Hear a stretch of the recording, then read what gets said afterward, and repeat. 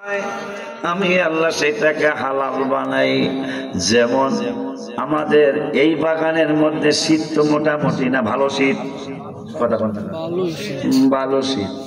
গোসল ছিল মাদনানি ভাই 7 বার। আমরা কত, আপনার নাম কি? রাসেল ভাই, আপনার নাম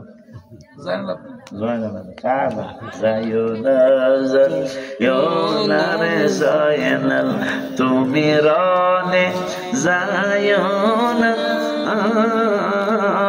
তুমি জয়নাল বনে গো গেলে হাবিবের বংশ রবে না। মুহররমের 10 তারিখে কি ঘটাইলেন রাব্বানা, হায় হায় কি ঘটাইলেন রাব্বানা, কলিজা ফাটিয়া যায় গো শুনিলে তার ঘর। আব্বা জানরে একটা গজলি পেয়ালিরা ভাষণ সৌজন্যে ঠিক নিও। হ্যাঁ, আব্বা জানরে বাবা জানরে গোসল ছিলাই উম্মতের জন্য 7 বার। কয়বার? এখন কয়বার করেন? আহা, কার দ্বারা সিন্নি খেলে বেলা মোল্লা সিন্নি না। যদি এই 7 বার গোসল থাকতো, কয়টা বেড়ে বেড়ে গোসল করতো? আরে বউ পদ্ধতি তো জামাই নেই। আল্লাহ কইছে ওয়া ইন্নী লাগাফারুল লিমান তাবা, ক্ষমা করব। জামাই কইতো তুমি ঠিকই কইছো, আমার আর একটা আয়াত মনে হচ্ছে ইন্নাল্লাহা গফুরুর রহিম। গোসল না কইরা কথা কন না, কথা কন না, কথা কন না। এই পদ্ধতি তো জামাই বউরে বউ জামাই রে গোসল না করা মাফ করে লাগো, কথা কথা খেলে গেল মাফ করে লাগো। তিরমিজি শরীফের হাদিস, আমার হাবিব সাল্লাল্লাহু আলাইহি ওয়াসাল্লাম আল্লাহ 7 বারে কি একবার দানান যায় না? সুবহানাল্লাহ। আমার আল্লাহ একটা বন্ধু কোরআনের 11 পারার 15 পৃষ্ঠা সূরাতুল ইউনূসের 15 নম্বর আয়াত সম্ভবত আমি আল্লাহ বলে দিয়েছি আল্লাহর ওলিদের আলোচনা করতে গিয়ে, আলা ইন্না আউলিয়া আল্লাহি লা খাউফুন আলাইহিম ওয়া লা হুম ইয়াহজানুন।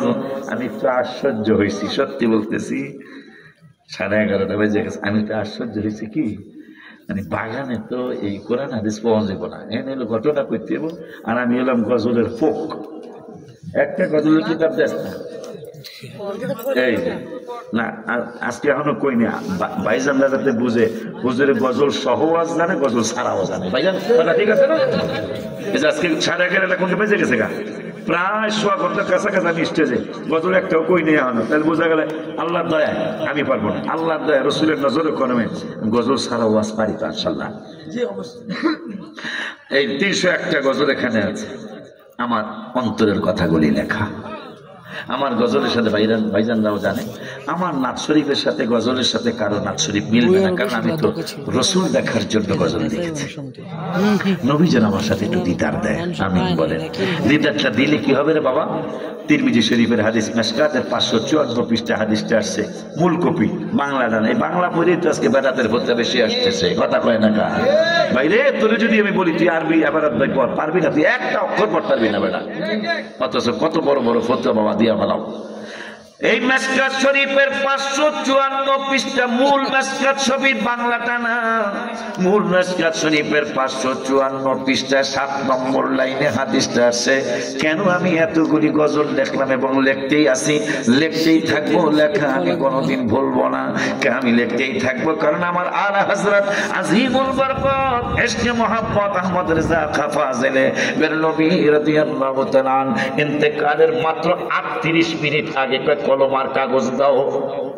মৃত্যুর কয় মিনিট আগে মাত্র। আমি আশ্চর্য হয়ে গেছি বান্দারি ভাই, হায় হায় রাসেল ভাই, আমি আশ্চর্য হয়ে গেছি।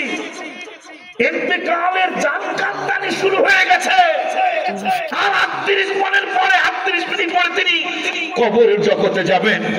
মুরিদানদেরকে বলতেছেন কলমার কাগজ দাও। কেন? আমি মিলাদের কাসিদা লিখতে যাই, আমি मुस्तफा जान रहमत पे लाखों सलाम, समय बज़मे पे हिदायत पे लाखों सलाम। लास्टे लिखेছি মদিনে के चाँद हजारों सलाम मदीने के चाँद लाखों सलाम मदीने के चाँद करोड़ों सलाम मदीने के चाँद बेहद सलाम आत्मीय स्वजन मुरीदेरा कहे बाजान এখন তো আপনার পরপারে যাওয়ার প্রস্তুতির সময় কলমার কাগজ দিয়ে কি করবেন আলা হযরত আজিমুল বরকত বললেন আমারে কলমার কাগজ দাও মিলাদ শরীফের শেষে আমি লিখেছি মদিনাকে চাঁদ হাজারো সালাম আমার নবী হাজার সালামের অনেক ঊর্ধ্বে মদিনাকে চাঁদ লাখো সালাম আমার নবী লাখো সালামের ঊর্ধ্বে মদিনাকে চাঁদ করোড়ো সালাম আমার নবী কোটি কোটি সালামের ঊর্ধ্বে তাহলে কি লিখবেন কইলে লিখবো আমার নবী সবচেয়ে আওলা ওয়ালা আমার নবী কোটি নাই লক্ষ নাই মিলিয়ন বিলিয়ন নাই আমার নূরের নবী সব কিছুর ঊর্ধ্বে আপনি মাওলা কা প্যারা হামারা নবী আপনি মাওলা কা প্যারা হামারা নবী दोनों आलम का दुल्हा हमारा नबी सबसे आला वाला हमारा नबी এই কিতাবের মধ্যে আমি লিখেছি কিয়া একটা কথা কইতা কিয়া আমাকে দিবে খবর কিয়া আমাকে দিবে খবর কোন দিকে মদিনা আর মনে মানে না গো নবীজি আর মনে মানে আমার আর মনে মানে না গো নবীজি আর মনে